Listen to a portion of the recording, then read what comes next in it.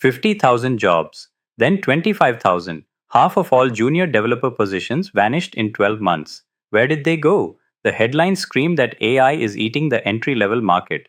They tell you coding is dead, and if you have been scrolling through job boards lately, looking for that first break, it certainly feels that way. The traditional junior software engineer role, the one where you spend your days fixing minor bugs, writing boilerplate code, and learning the ropes, is fast becoming an endangered species. But here is the critical insight that the doom scrollers are missing. Those jobs didn't just evaporate, they transformed.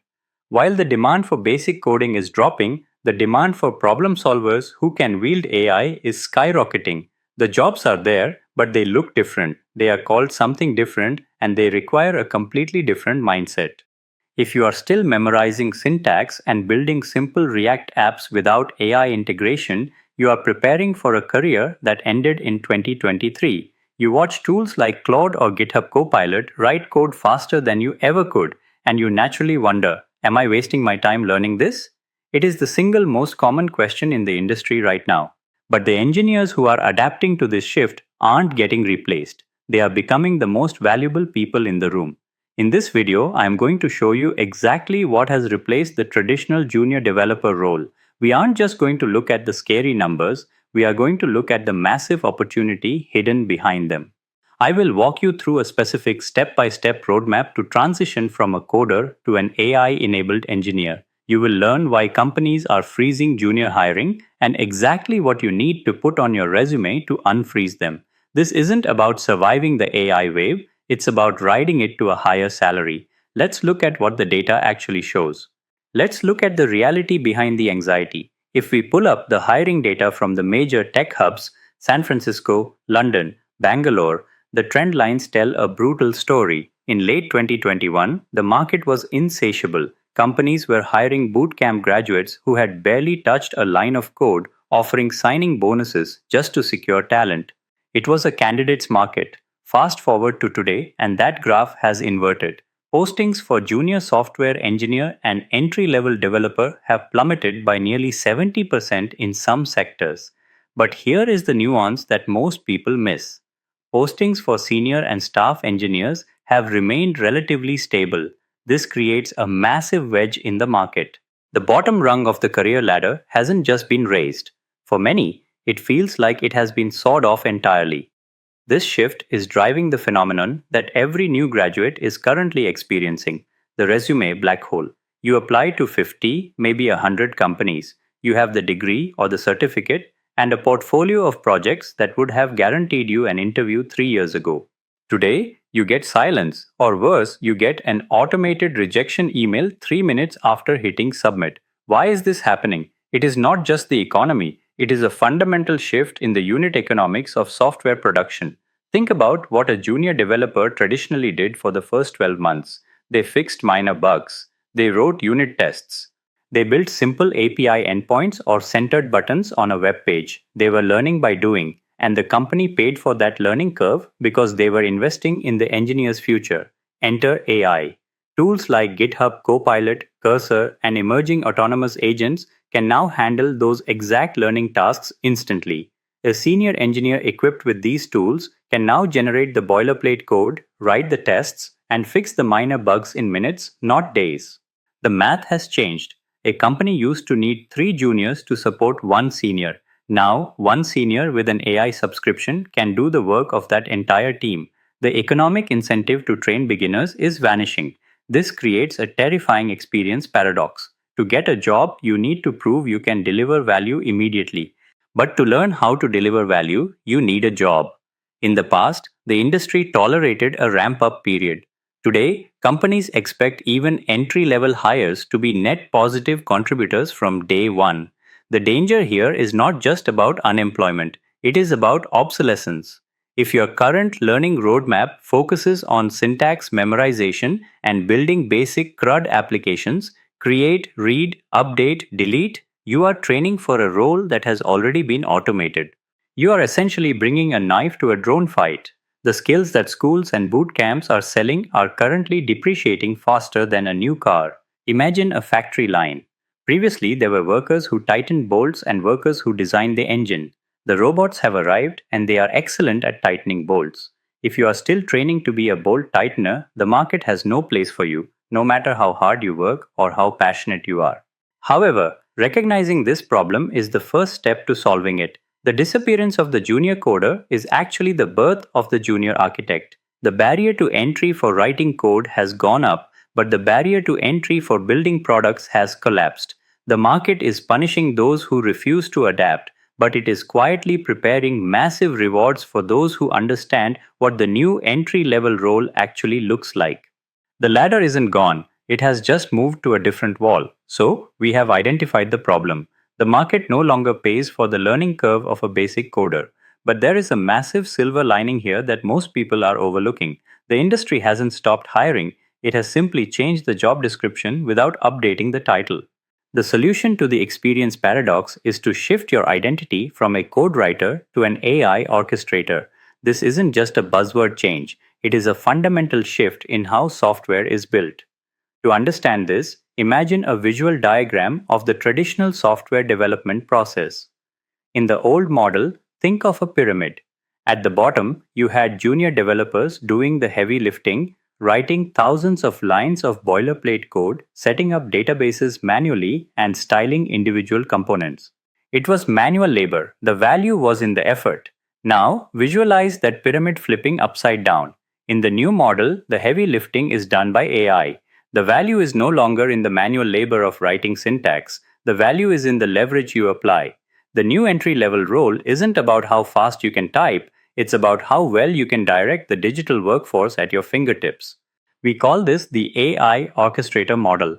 Before we break down exactly how this model works and the skills you need, I want to make sure you don't miss the resources we are releasing to help you make this transition. We are building a complete database of AI first project ideas that solve real business problems, not just to do lists. If you want to make sure you get that list, make sure you are subscribed to the channel so you don't miss the notification. Now, let's look at how the orchestrator model works in the real world. In the past, if a senior engineer asked a junior to build a login page, the junior would spend 3 days looking up documentation, writing the HTML, debugging the CSS, and connecting the database. They were a builder, laying bricks one by one. Today, an AI orchestrator approaches that same task differently. They act less like a construction worker and more like a site foreman. They don't lay the bricks themselves. They direct the machines that lay the bricks. They look at the request and ask, what are the security implications here? Which authentication provider should we use? How does this integrate with our existing user table?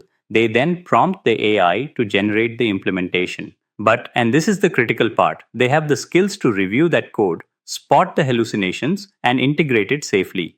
The job has shifted from creation to verification and integration. Let's look at a concrete example of how this changes the daily workflow. This is the difference between getting ignored and getting hired. Meet Alex, a traditional junior developer from 2021. Alex is asked to build a contact form for a website. Alex spends Monday reading documentation on HTML forms. Tuesday is spent fighting with CSS to get the boxes aligned. Wednesday, Alex learns how to set up a node server to send the email. By Friday, the form works, but it looks a bit janky and it isn't secure. Now, meet Sam, an AI orchestrator in 2026. Sam gets the same task. Sam doesn't start by writing HTML. Sam starts by sketching the data flow. User inputs data, data is validated, data is sent to API, API triggers email service, database logs the contact. Sam opens an IDE and prompts the AI. Generate a React component for a contact form using Zod for validation and Tailwind for styling. Match the design system of our existing dashboard. Boom. The code is there in 30 seconds. But Sam doesn't stop there. Sam looks at the code and notices the AI forgot to add rate limiting, a security flaw that would allow bots to spam the form. Sam prompts, refactor this to include a rate limiting hook. The AI fixes it. Sam then asks the AI to generate a unit test to prove the validation works. Within 2 hours, Sam hasn't just built a form. Sam has built a secure, validated, tested, and styled feature that is production ready. The difference in output is massive. Alex delivered a prototype in a week. Sam delivered a production grade feature in a morning. This is the force multiplier effect. Sam isn't a better coder than Alex, Sam is a better operator. Sam understands the system well enough to guide the AI, catch its mistakes, and integrate the pieces. This shift creates three new core competencies that define the AI orchestrator. If you want to get hired in 2026, these are the skills you need to demonstrate.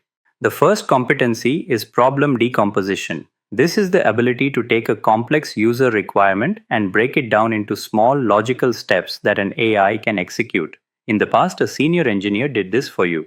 Now you are the one writing the tickets for the AI. Think of it like being a film director. The AI is your camera crew. If you just say, make a movie, they will freeze. You have to say, set up the camera here, use this lighting, and say this line. The quality of the output depends entirely on the clarity of your direction. The second competency, and this is where most beginners fail, is code verification and auditing.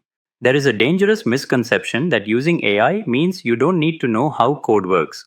The opposite is true. You need to know more about how code works, but in a different way. You become the editor in chief of your code base. The AI is your prolific but occasionally drunk ghostwriter. It produces code incredibly fast, but it makes subtle, dangerous mistakes. The value you bring is your ability to look at AI generated code and say that security logic is flawed or this function is inefficient. To do this, you actually need better fundamental knowledge, but applied differently. You aren't struggling to remember the syntax, you are analyzing the logic. The third competency is system integration. This is the glue role. AI models are fantastic at writing isolated functions. They are terrible at understanding how that function fits into a massive 3-year-old code base with legacy dependencies. The new junior role is about stitching things together. You are connecting the AI model to the database, the payment processor to the front end, and the analytics to the dashboard. The AI orchestrator is inherently a full stack role, not because you are an expert in everything, but because AI lowers the barrier to entry for every part of the stack. This might sound intimidating, taking on architecture and full stack integration as a beginner, but here is the hope and the genuine excitement behind this shift. This model actually makes the job much more fulfilling. The AI orchestrator model removes the drudgery. It fast forwards through the boring parts of development. Instead of spending 6 months building a basic prototype, you can now build it in 6 days. This means that even as a junior, you are closer to the product, closer to the user, and closer to the business value. So, how do we get there? How do you actually learn these orchestrator skills if you are starting from zero or if you are stuck in the tutorial hell of the old model? We need a specific roadmap. We need to strip away the outdated advice and focus purely on the skills that turn you into this high leverage engineer. If you are finding value in this breakdown, hit the like button. It helps us get this information to more developers who are struggling with the current market shift. Now, let's look at the roadmap. We are going to visualize this as a 6-month timeline broken down into 3 distinct phases. If you follow this path, you aren't just learning to code, you are building the specific leverage that hiring managers are desperate for right now. Phase 1 covers months 1 and 2, and we call this the system fundamentals. The biggest mistake beginners make here is trying to memorize syntax for 5 different languages. Stop doing that. In the AI era, your value comes from understanding how pieces fit together. You need to focus on the glue technologies. Instead of spending weeks memorizing how to reverse a string in JavaScript, spend that time understanding HTTP protocols, REST APIs, and database schema design. You need to know how data moves from a user's click to a server and back again. Think of it like learning to be a general contractor. You don't need to be the best electrician in the world, but you absolutely need to know how the wiring connects to the fuse box so the house doesn't burn down. During these first 2 months, use AI to explain these concepts to you. Ask it, explain how an API authentication flow works using a diagram, and then build a mental model of that flow. Phase 2, months 3 and 4, is the auditor training. This is where you flip the traditional learning model on its head. Instead of writing code from scratch, you are going to practice reading code. Go to GitHub, find open source repositories for tools you use, take a file, feed it into an LLM, and ask it to explain what the code is doing. Then, and this is the critical exercise, ask the AI to refactor that code to be more efficient or secure and manually compare the differences. You are training your eyes to spot patterns. You are learning to identify what good code looks like versus lazy AI generated code. This is also where you start building reviewer muscle. When you generate code with ChatGPT or Claude, do not just copy paste it. Force yourself to read every single line. If there is a function you don't understand, stop. Ask the AI to explain it. If you blindly paste code you don't understand, you are digging a technical debt grave that you won't be able to climb out of. Phase 3, months 5 and 6, is the product sprint. This is where you build your portfolio. But forget about to do lists or weather apps. Those are hello world projects that prove nothing. You need to build a system of record. Build a mini SaaS application that has user authentication, a database, a payment integration, even a fake one, and a front end. Use AI to generate the code, but you own the architecture. When you go into an interview, you won't say, I know React. You will say, I built a customer relationship management tool. I used AI to accelerate the front end development, which allowed me to focus on implementing secure role based access control and optimizing the database queries. Do you see the difference? One is a commodity skill, the other is a product engineering mindset. Now, as you move through this roadmap, there are two fatal traps you must avoid. The first is the copy paste coma. This happens when you get a dopamine hit from seeing a feature work, but you have zero idea how it happened. You are moving fast, but your knowledge is hollow.